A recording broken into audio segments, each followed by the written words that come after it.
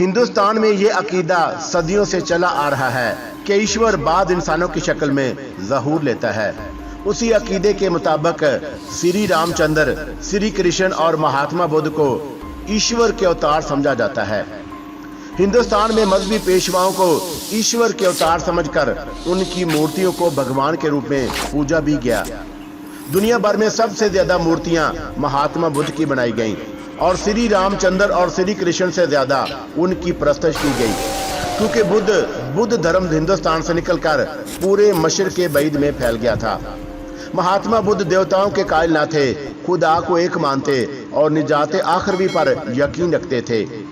उन्होंने अपने मानने वालों को वसीयत की थी कि मरने के बाद उनके राख की पूजा ना की जाए, मगर यह हकीकत बड़ी दिलचस्प है कि दुनिया में सबसे ज्यादा पूजा उन्हीं की होती है। अभी हैरत का ये लम्हा दूर ना हुआ था कि नेजा बरादर पहरेदारों के साथ ही पुरोहित गंजाल और शंकर एक कबाली सरदार के पीछे पीछे, जिसके हाथ में बंदूक थी, कमरे में पहुंच गए। गालबन ये बताने की जरूरत नहीं कि वही सरदार थापा बहादुर था और बांकी ने जिस मेहमान के आने की खबर दी थी वो पुर इसरार गंजाल ही था, जिसे यूं एकाकी आते देखकर हम पर सख्ता सा गुजर गया। पुरोहित गंजाल की सांप की सी आंखें मुझ पर टिक गईं और फिर वो अपने रवायती पुरसकून अंदाज में बोला, केशव जी, आप ऐसे बुद्ध ज्ञानी को चोरों की तरह छत फाड़कर रस्सी के सहारे कमरे में उतरता देखकर मुझे बड़ा ताज्जुब हुआ। अगर आप दरवाजा खटखटाते तो थापा बहादुर आपके लिए खानकाह का दरवाजा खोल देता। तंज के जहर में बुझे हुए ये अल्फाज मेरा कलेजा काट गए। अगर चाह बोलने की कोई गुंजाइश ना रह गई थी, फिर भी जवाब तो मुझे देना था और ये था मेरा जवाब। मुझे भी साहूगारी के धर्मात्मा पुरोहित को लटेरों के सरगने के रूप में यहाँ देखकर कुछ कम हैरत नहीं हुई। उसके सुकून में कोई तब्दीली ना आई और वो उसी लहजे में मुखातब हुआ, केशव जी, आप यहाँ भी मेरा अपमान कर रहे हैं, ये बात ठीक नहीं। आप और मैं इस समय यहाँ क्यों हैं, ये मैं बता देता हूँ। फिर वो मदाया की तरफ हाथ उठाकर कहने लगा, मैं जानता था मदाया कि साहूगारी से निकल कर क्या करेगा, और उसने वही कुछ किया जिसकी मुझे तवक्का थी। ये आपको लेकर यहाँ पहुँच गया तो मुझे भी पीछे पीछे आना पड़ा। तो बताता हूँ कि यही मदाया चंद बरसों पहले एक बड़ी जिम्मेदार को दरियाए चन वन के एक झोंपड़े से उठा लाया था, पर मदाया की चोट से वो मर गया। तो ये उसी रात लाश दरिया किनारे फेंक आया और वो बर्मी का पैंथा ही था, और मदाया आज भी अपने आप को उसका कातिल समझता है। अगर ये साहूगारी ही में रहकर अपने पाप का प्रायश्चित करता तो अच्छा था। क्यों मदाया, मैंने कोई बात झूठ तो नहीं कही। गूंगे मदाया की गर्दन झुक गई। मैं बर्मी के साथ पेश आने वाला वाकया पहले भी सुन चुका था, मगर ये इंकिशाफ लर्जा खेल था कि वही काया पैंथा था। अब गंजाल मुझसे कहने लगा, केशव जी, मैंने आपको बहुत समझाया कि भगवान की नर्तकी से प्रेम आपके जीवन का नाश कर देगा, पर आप नहीं समझे। अब भी अगर मुझे विश्वास दिलाएं कि आप ऐसी भूल फिर नहीं करेंगे और जल पिन्ना से कोई संबंध ना रखेंगे, तो आपको बड़ी इज्जत के साथ साहूगारी वापस भेज दिया जाएगा। मैंने दो टोक जवाब दिया। पुरोहित गंजाल, मुझे अफसोस है कि मैंने तुम्हारा मशवरा पहले ना माना था, ना अब मानूंगा। उसके लहजे में जरा तब्दीली आ गई। फिर मुझे भी अफसोस है कि तुम यहाँ से बाहर नहीं निकल सकोगे। तू कौन होता है मुझे रोकने वाला? गंजाल के अंदर किसी सांप ने लहर ली और वो एक बार फिर अपनी कैंचली उतार कर बोला, जो आदमी मेरी बात नहीं मानता उसका जीवन नष्ट हो जाता है। फिर उसने कबाली सरदार से कहा, थापा बहादुर, इस हटेले और नादान प्रेमी को जरा नीचे वाली कोठरी दिखाओ। ये कहकर वो पलटा। थापा ने दो पहरेदारों को इशारा किया, जिन्होंने मुझे बाजों से पकड़ लिया और पुरोहित गंजाल के पीछे चले। थापा बहादुर खुद बंदूक उठाए मेरे अकब में था। ये भी बता दूं, हम हवा के मौके से खानकाह के जिस कमरे में उतरे उसमें कोई मूर्ति थी, ना पूजा पाठ का सामान, बल्कि खानकाह का एक रिहायशी कमरा था। शंकर दो पहरेदारों और मदाया समेत वहीं रुक गया। मैं जब कमरे से निकला तो अपने अकब में मदाया की एक भयानक चीज सुनकर लर्ज गया। दरवाजे से निकलते ही मशल बरादर एक तंग सी राहदारी में हो लिया जो बल खाकर एक बसीदा जीने पर खत्म हो गई। मशल की रोशनी में गंजाल, मेरे पहरेदार, मैं और थापा आगे पीछे सीढ़ियां उतरने लगे जो जगह से टूटी फूटी थीं। यूं लगता था कि हम किसी गहरी कुएं में उतर रहे हैं। बीच खाती सीढ़ियां खत्म होने में ना आती। मेरी आदत है कि कोई जीना चढ़ते उतरने उसकी सीढ़ियां गिनता रहता हूँ, तो पूरी 50 सीढ़ियां उतरने के बाद हम काले पत्थरों के कोठरी में पहुंचे और गंजाल ने हुक्म दिया, कैदी का चेहरा दिखाओ। उस कोठरी के एक दरवाजे पर मोटा ताला पड़ा था। थापा बहादुर ने आगे बढ़कर ताले में चाबी घुमाई और दोनों पट खोल दिए तो कोठरी के अंदर एक और कोठरी नजर आई जिसका दरवाजा लोहे की सलाखों का था। सलाखों के पीछे मशल की रोशनी एक कैदी के चेहरे पर थरथराई और दाढ़ी मूंछों के बेहंगम बालों ने उसका हुलिया बिगाड़ दिया था। बदन पर गलीज चीथड़े झूल रहे थे। मालूम होता था कि उसे महीनों या शायद सालों से नहलाया नहीं गया और वो हमें हैरत पाश नजरों से देखता सलाखें थाम कर खड़ा हो गया।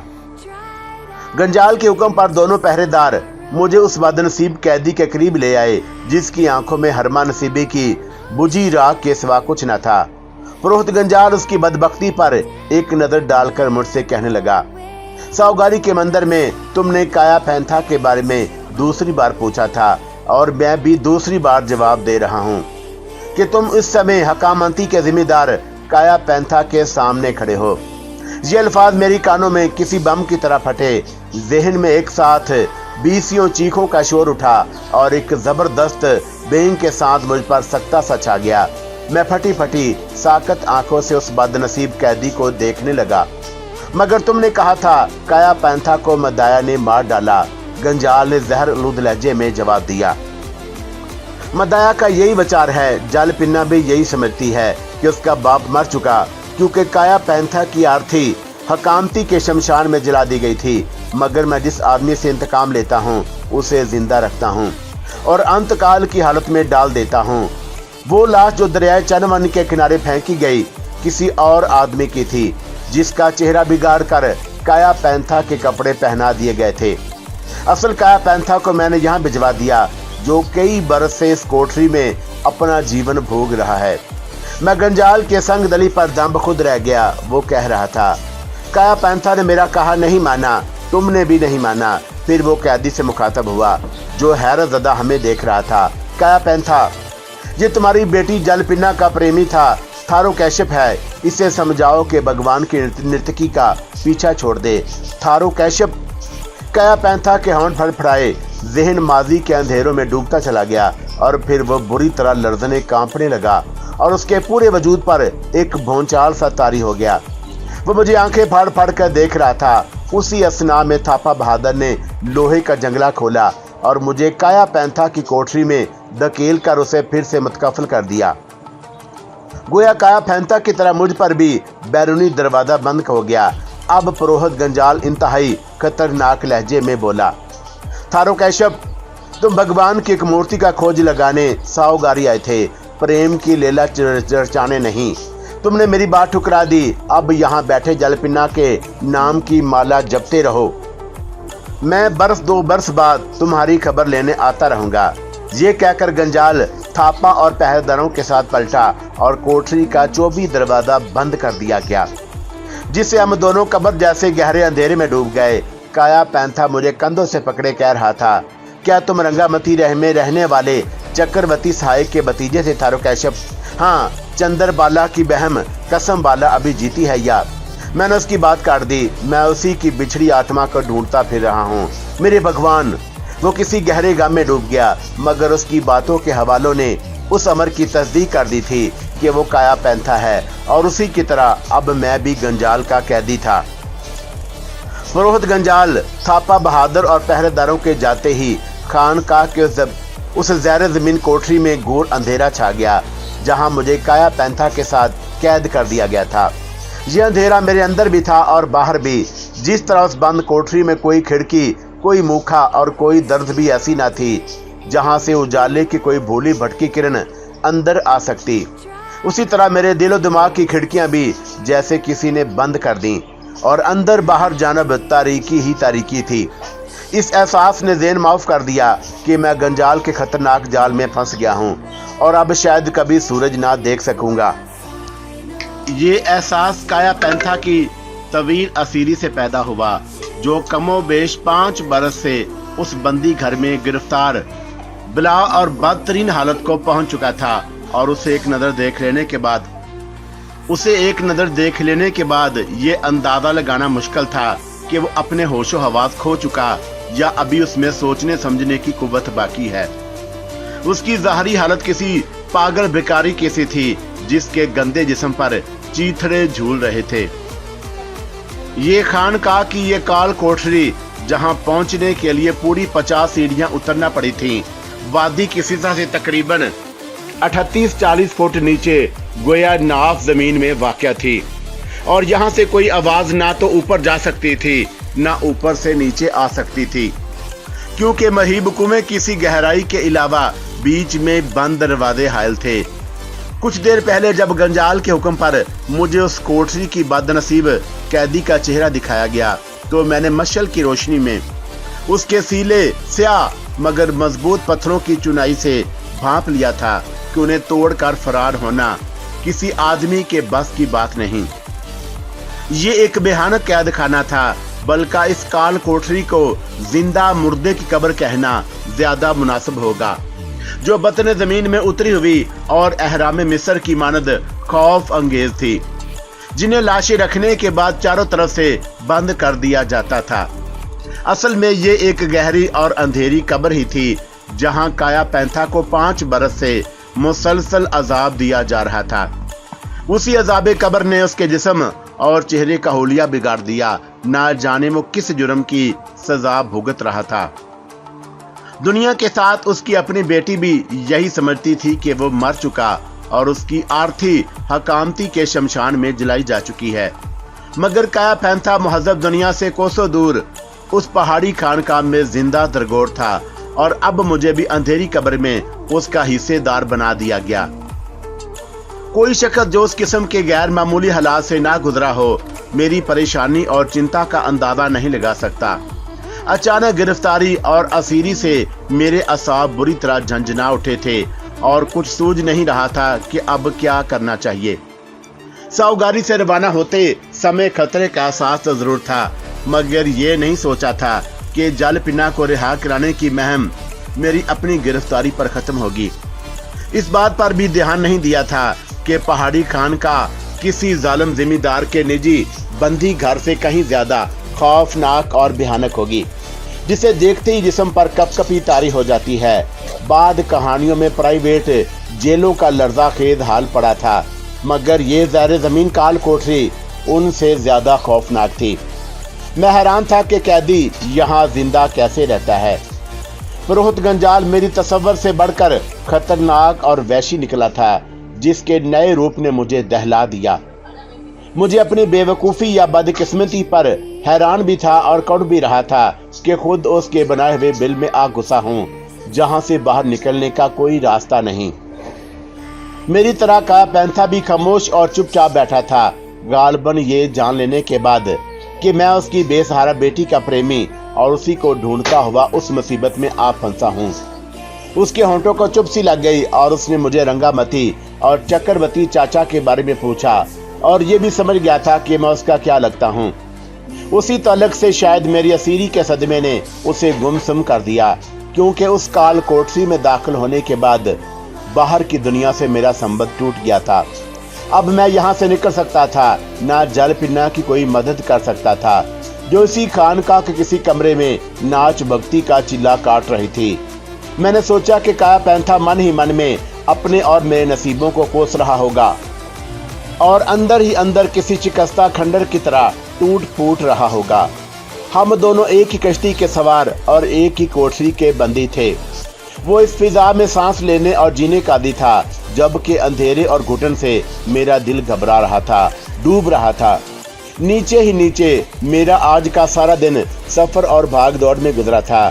एक पल के लिए भी चैन ना मिला।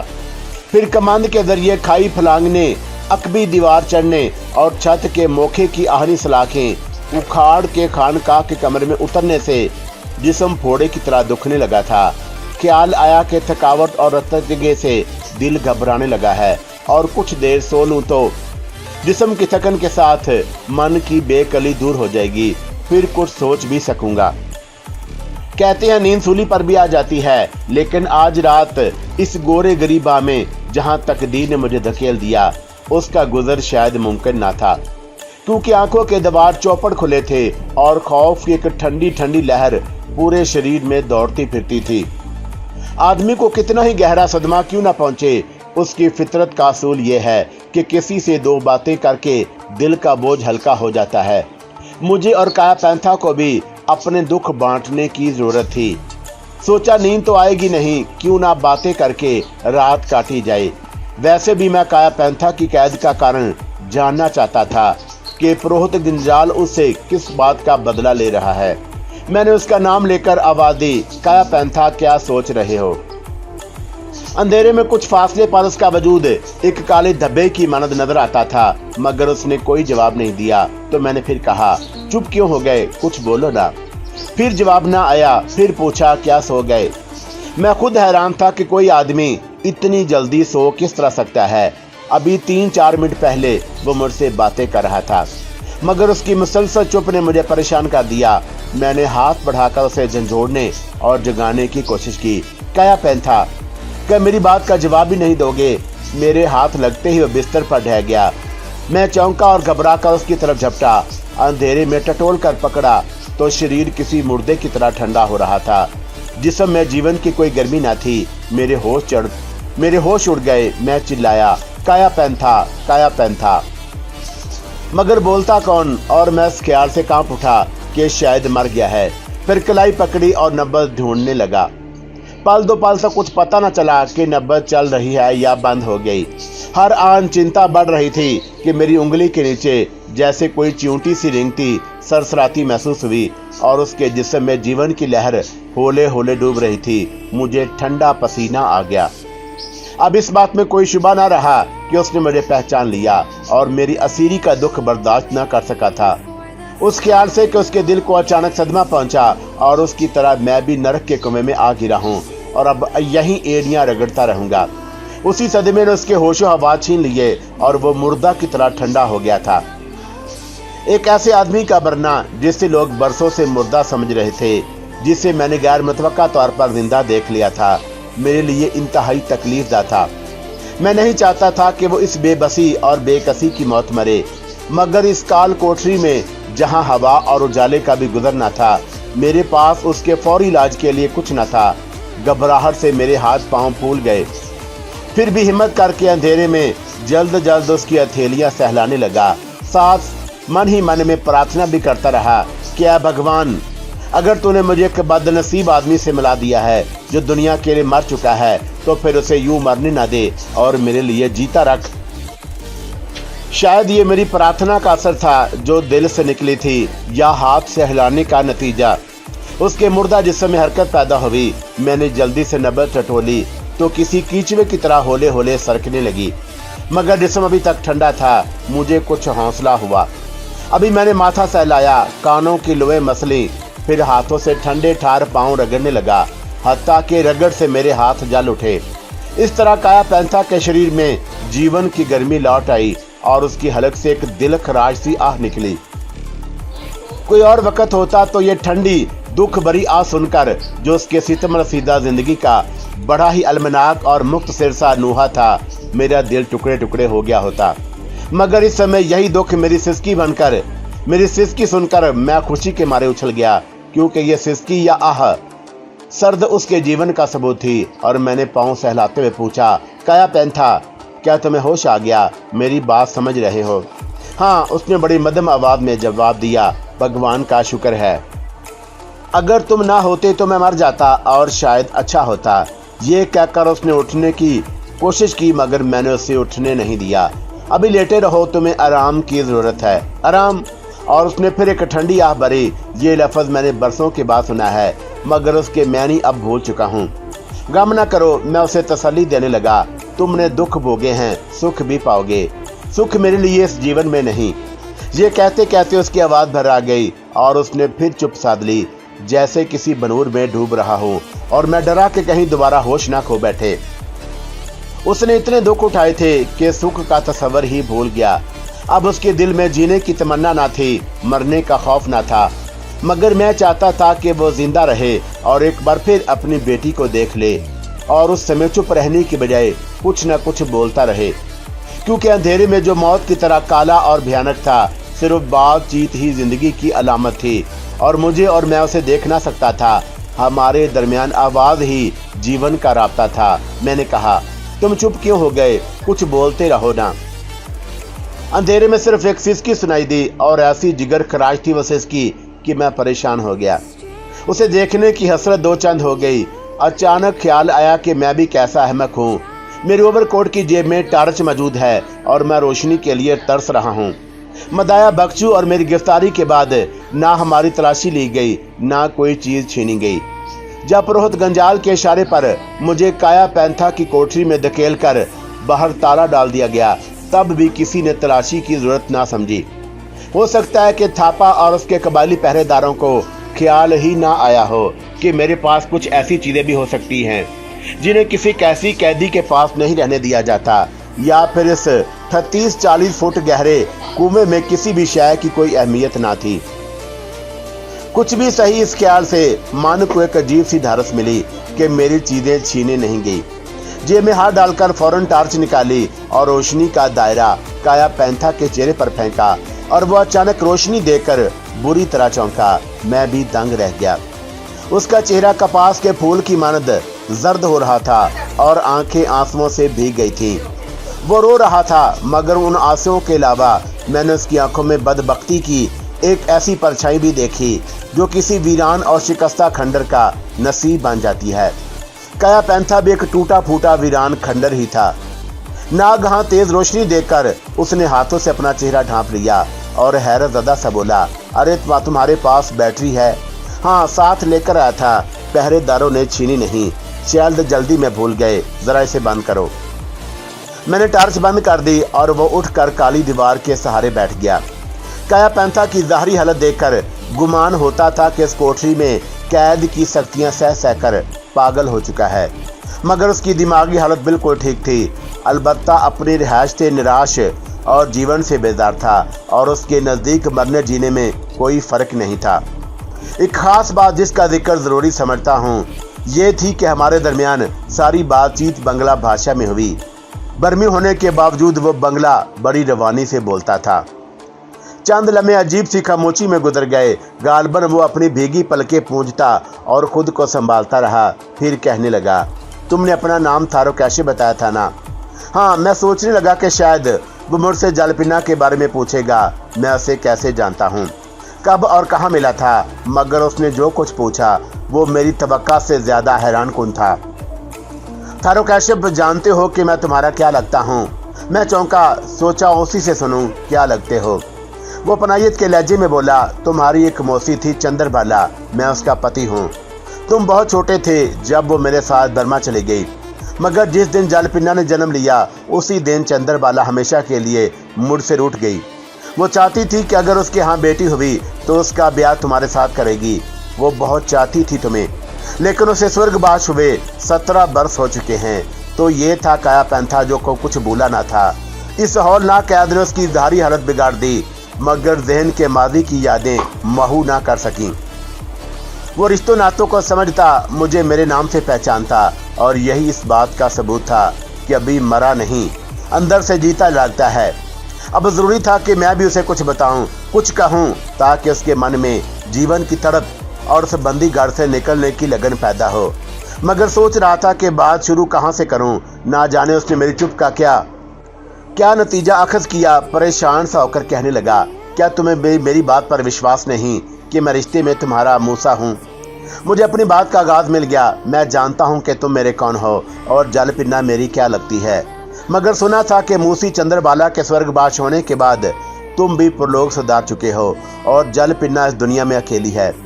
जब मुझे पता चला कि वह पुरोहित गंजाल की पुर इसरार जाल में फंस गई है और उसे साउगरी से निकालकर उस पहाड़ी खानका में कैद कर दिया गया है, तो उसकी तलाश में निकला और उस काल कोठरी में पहुंच गया।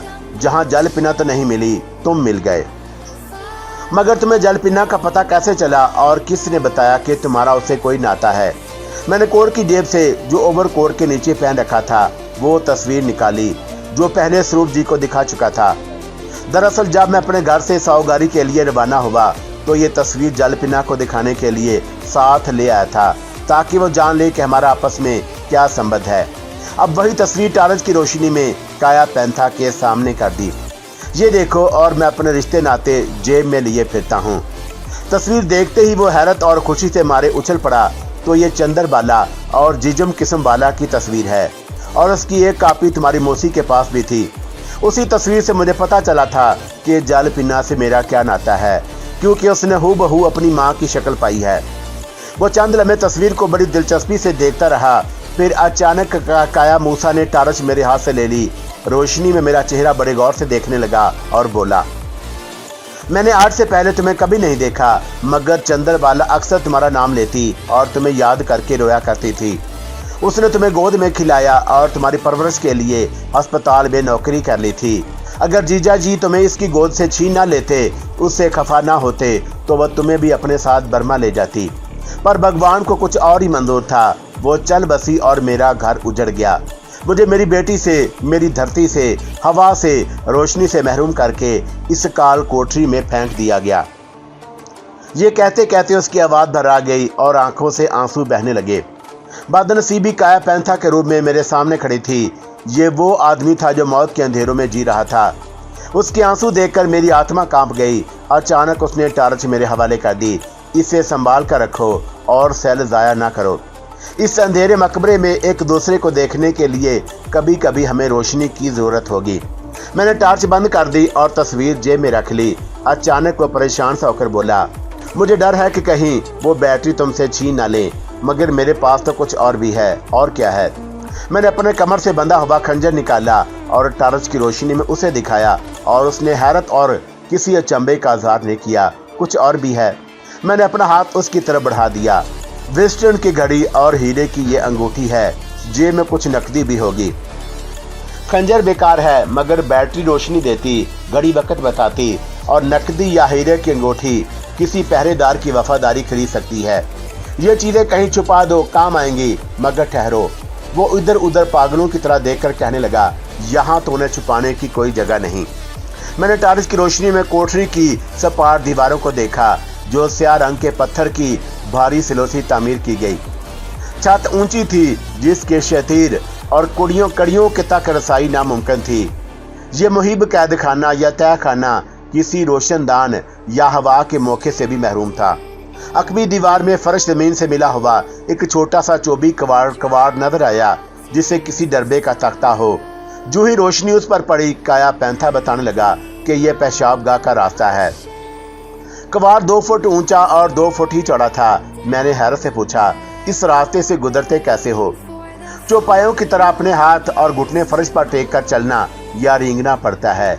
उसने बंद कवाड़ खोल दिया और बो नथनों से टकराई।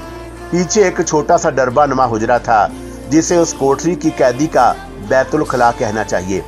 मैं उसे भी देख लेना चाहता था और हम दोनों घोड़ी बनकर आगे पीछे उस कवाड़ से गुजरे और बैतुल खला में दाखिल हुए। ये एक मुस्ततील डरबा था जिसकी लंबाई कोठरी के बराबर लेकिन चौड़ाई 1 गज से ज्यादा न थी। यहाँ कोई भी हवादान या मोखा नहीं था। बाएं कोने की जन्म फर्श में एक छोटा सा गोल सुराख जिसका कतर 6 इंच होगा कहीं नीचे ही चला गया और सुराख के रास्ते जिसकी गहराई का अंदाजा मुश्किल था, बोलो बराज कहीं नीचे जा गिरता था।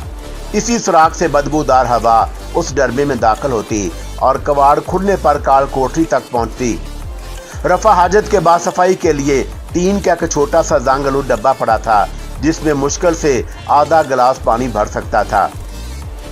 ये था उस भयानक तय खाने के कैदी का बैतुल खला, काया पैंथा ने बताया।